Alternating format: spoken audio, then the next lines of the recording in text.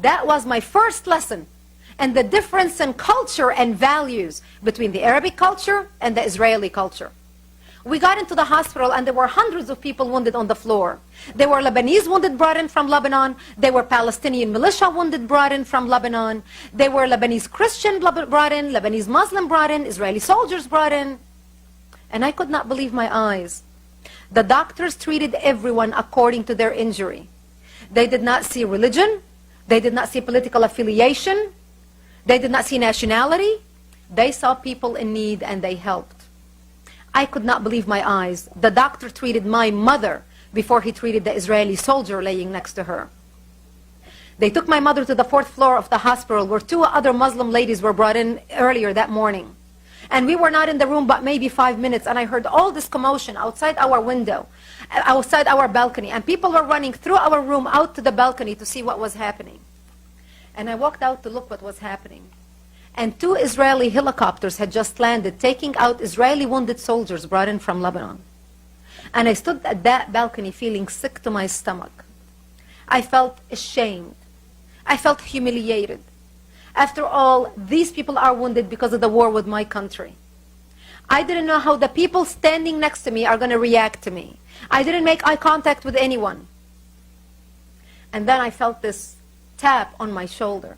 And I looked to my side and there was an Israeli nurse standing next to me, and she said, "You are new here, aren't you?"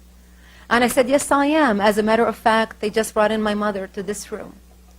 And she put her arm around me and she said, "Don't worry, we'll take good care of her. Everything will be just fine." And I started crying. I started sobbing. Because for the first time in my life, I experienced compassion. I experienced the human quality that I knew my culture will not be able to show their enemy in their time of need. I knew if I was a Jew standing on the 4th floor or any hospital in the Middle East, I would be lynched and thrown down to my death as shouts of joy of Allahu Akbar would echo through the hospital and down the surrounding streets. I spent 22 days in the hospital in Israel. Those days changed my life, changed the way I believe information, changed the way I listen to the radio. I learned I was sold a lie by my government about the Israeli people and the Jewish people that was so far from reality. It was amazing.